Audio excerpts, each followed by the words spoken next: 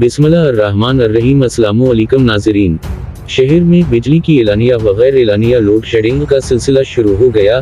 Shortfall की वजह से लेस्को के 150 से ज़ायद फीडर्स पर लोड शेडिंग होने लगी, जबकि धुंध की वजह से 11 ग्रिड स्टेशन भी ट्रिप होने से घंटों बिजली की फराहमी मुअत्तल रही।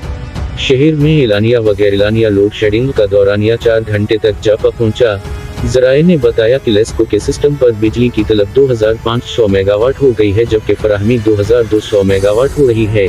इस तरह लेस्को ने 300 मेगावाट शॉर्टफॉल पर 2 घंटे लोड शेडिंग का शेड्यूल नाफिज किया है।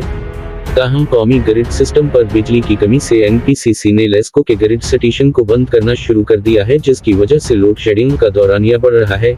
दूसरी जानिब धुंध से भी लेस्को के ट्रांसमिशन सिस्टम में खराबियां पैदा होने लगी हैं। धुंध की वजह से लेस्को के 11 ग्रिड स्टेशन से बिजली की फराहमी मुअत्तल हुई।